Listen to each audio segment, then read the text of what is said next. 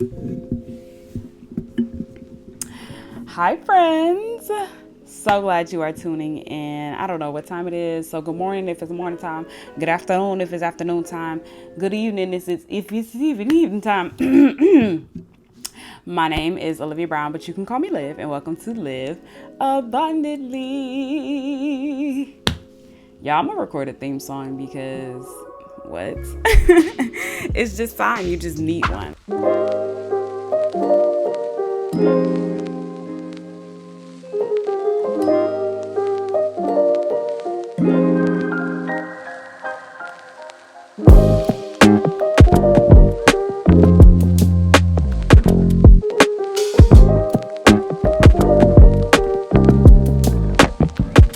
So glad that you were able to tune in today. Today we're going to be talking about perfectionism, and I'm about to dive straight into this mug. Hopefully I can make it like quick. It's going to be a chit chat, just me kind of like sharing my story and just kind of diving into some different things that I have gone through and overcome, and I'm still going through and still figuring out, right? So perfectionism, y'all, let me tell you. So for perfectionism, for me, it starts back in elementary school, right? And it just kind of like developed over time. So in elementary school, I became very aware at a young age that I was not the beauty standard, right? So in elementary school, I was called ugly, and I also have always been a slim girl. So I've always had a high metabolism, right? So I was called ugly and skinny, and constantly told that, can't tell you how many times, right? Sent me into a self spiral of low self-esteem and self-hatred. And from there, in elementary school, I made a vow to myself where I said, I will never let another person reject me in this way. And from there, in me making that vow, over time, it turned into constantly striving for the acceptance and affirmation of people, which then turned into perfectionism, right? It turned into me never being content with myself as I am and constantly striving for just this level, setting myself up to fail, right? Because I set this impossible standard that I could never reach. And because I didn't reach it, I then beat myself up for not reaching it. But I didn't even realize that, this standard is actually unreachable. Things being perfect, it actually doesn't exist, right? So we're going to dive into it. I'm going to give you guys the definition of perfectionism. Give me 2 seconds. There, y'all. It's there. It's the. I'm about to actually charge my iPad.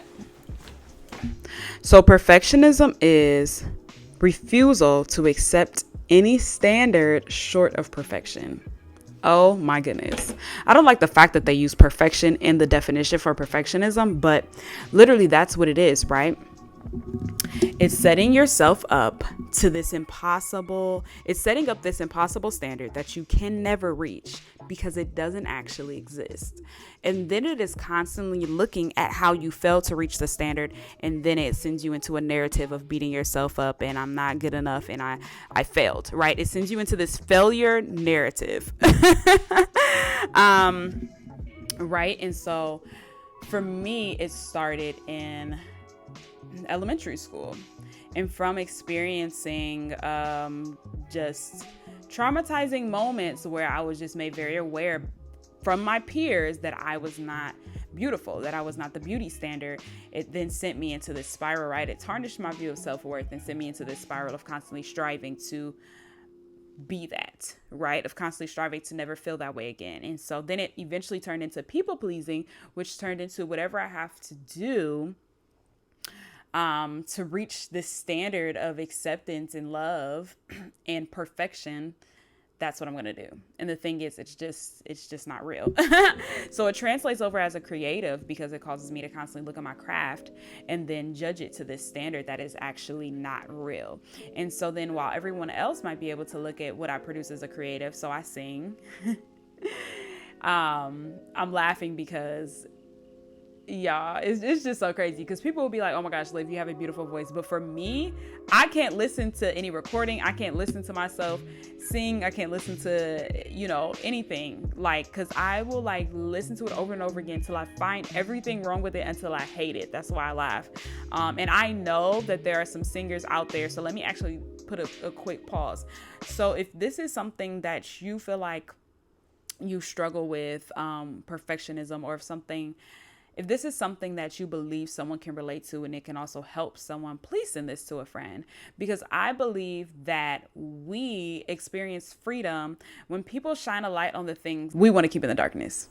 When someone shines a light on it, it's like, wait a minute, I can relate to that. And it can then help them come from out of that prison that they feel because they feel like they have to hide this thing. It translates as a creative. So whenever I produce any type of craft, whether if that is me singing, whether if that is me painting, drawing, or as a content creative or a content creator, I do website designs, graphic creations, podcast production, videography and photography. I'm getting into all of those things, right? So with me doing all of those things, it causes me to then look at my craft as never good enough, which just sends me into that failure narrative, which is just constantly is crazy, which is honestly just a script that I recite whenever I don't meet this impossible standard. And I want to help free some people today. The way that you can become free from this is, for one, talking about it, being like, wait a minute, I think I do deal with that. I think I do constantly beat myself up. I think I am very hard on myself and hold myself to this standard that is indeed unreachable. Like, it is a self-defeating system. You set yourself up to fail. But realizing it, right? Talking about it, then getting counseling, y'all. I will never be that person that is just like, let's just talk about it, let's just realize it, and let's just overcome it, and everything is great. And I will never be the person to be like, nah, you don't have to worry about that. No, like, counseling is amazing. Listen, therapy and Jesus. Say it with me, y'all. Therapy and Jesus. Y'all put that in the comments. Therapy and Jesus.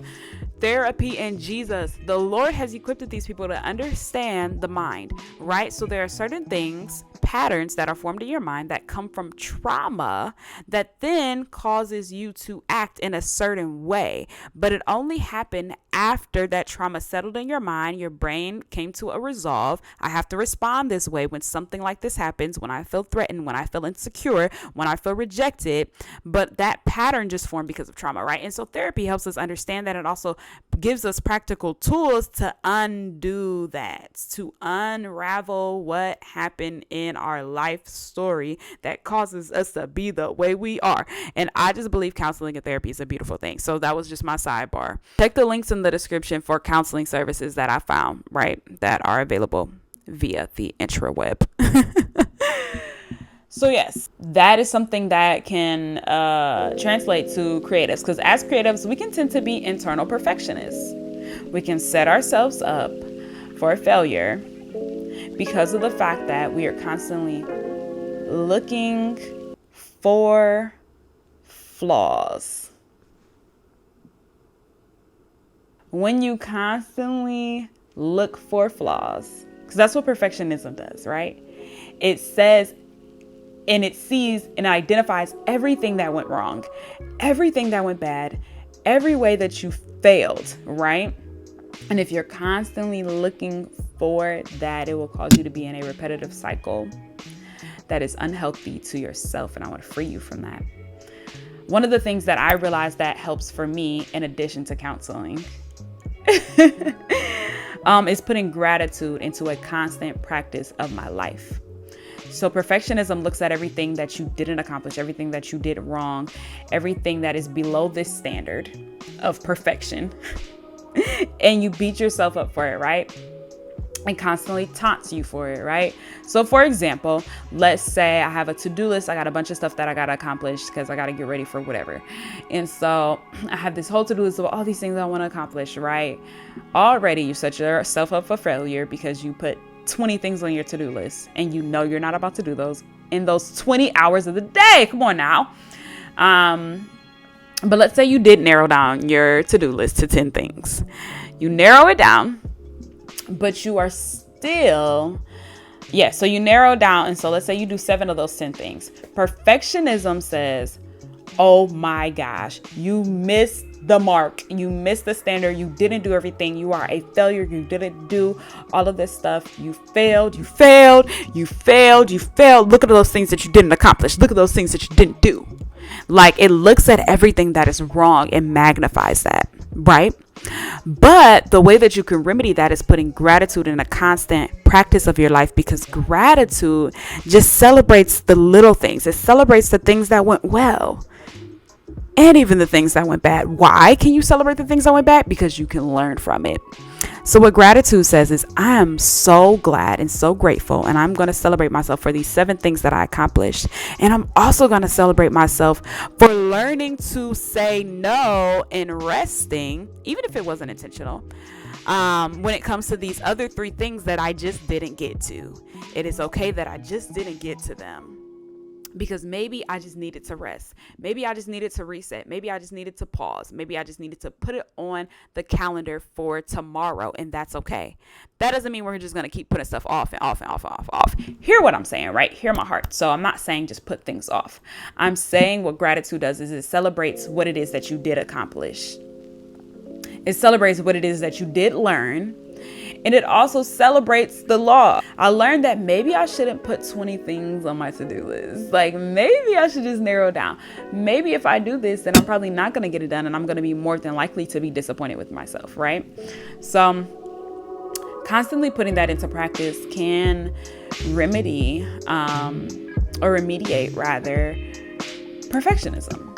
And it is something that you have to constantly decide to do. So as a creative, as an artistic person, as a business owner, as a mother, as a college student, as a wife, constantly putting it to practice, because put it in the context of a content creator. But perfectionism, y'all know, it's not just about just producing content. Like, you can be an internal perfectionist as a wife, as a mother, as a college student, as a friend, as a sister, as a daughter. You can constantly be like, oh my gosh, I'm never doing enough. I'm not doing enough. I'm not doing it right. I'm constantly failing. I did all these things wrong today. I did this wrong. I burnt the lasagna.